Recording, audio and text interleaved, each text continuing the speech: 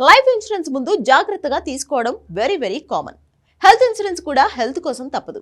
ఇక వెహికల్ కి ఇన్సూరెన్స్ కూడా చాలా వరకు చూసాం. కానీ జుట్టుకి ఇన్సూరెన్స్, కాళ్ళకి ఇన్సూరెన్స్, ఆస్కార్ అవార్డుకి ఇన్సూరెన్స్ ఎప్పుడైనా చూసామా? ఇప్పుడు ఇంచుమించు అలాంటి ఇన్సూరెన్సే తీసుకున్నాడు ఐకాన్ స్టార్ అల్లు అర్జున్. ఒకటి కాదు, రెండు కాదు, ఏకంగా 3,000 కోట్ల ఇన్సూరెన్స్ కి అప్లై చేశాడు. ఆ ఇన్సూరెన్స్ ని కంబైన్డ్ గా అప్లై చేసింది మరెవరో కాదు, డైరెక్టర్ సుకుమార్. బేసిక్ గా తన లెక్కల మాస్టర్. ఏం చేసినా, ఎలా ప్లాన్ చేసినా దాని వెనుక సాలిడ్ లెక్కుంటుంది.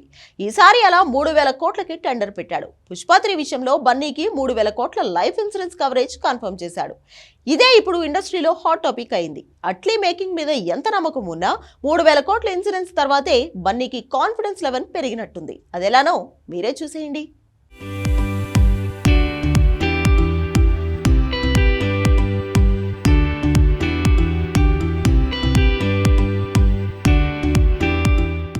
మూడు వేల కోట్ల ఇన్సూరెన్స్ని ఐకాన్ స్టార్ అల్లు అర్జున్ కోసం ఫైల్ చేశాడు లెక్కల మాస్టర్ సుకుమార్.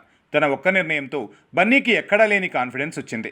ఇప్పుడు హ్యాపీగా రిస్క్ చేస్తూ దూసుకెళ్తున్నాడు. తమిళ దర్శకుడు అట్లీ మేకింగ్లో తను ఇప్పుడు చేస్తున్న super hero science fiction movie మీద తనకి కాన్ఫిడెన్స్ లేదా?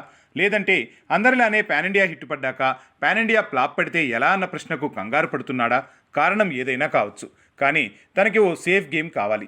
సేఫ్ ప్రాజెక్ట్ తనని కాపాడాలి. ఒకవేళ అట్లీ మేకింగ్లో చేస్తున్న మూవీ ఫ్లాప్ అయినా, అక్కడ లెక్కలు తేడా కొట్టినా తనని కాపాడేందుకు ఇమీడియట్గా సీన్లో ఒక ప్రాజెక్ట్ ఉండాలి. ఎగ్జాక్ట్గా ఇలాంటి డౌట్ ఉన్నప్పుడే తనకి 3,000 కోట్ల ఇన్సూరెన్స్ తీసుకున్నాడు డైరెక్టర్ సుకుమార్. ఇద్దరూ కలిసి ఈ ఇన్సూరెన్స్కి అప్లై చేసినట్టు తెలుస్తుంది. ఆ ఇన్సూరెన్స్ పేరే పుష్ప3.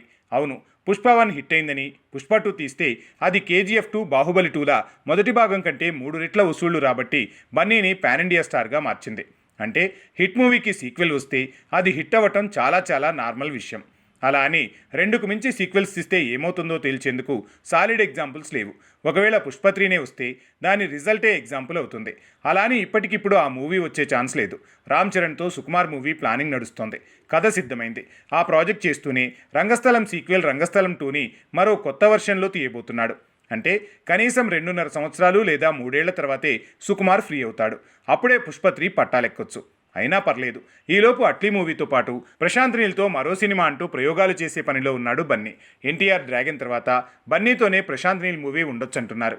మరి అట్లీ, ప్రశాంత్ నీల్ మూవీల్లో ఏదీ వర్కౌట్ కాకున్నా, ఇంకేదీ యావరేజ్గా ఆడినా, ఒకవేళ పోయినా గత వైభవాన్ని తిరిగి తెచ్చేందుకు పుష్ప3 ఎలాగూ ఉంది. అది ఏమాత్రం వర్కౌట్ అయినా 3 ఏళ్ల తర్వాత 3,000 కోట్ల వసూళ్లు పక్కా అని ముందే అంచనా వేస్తున్నారు.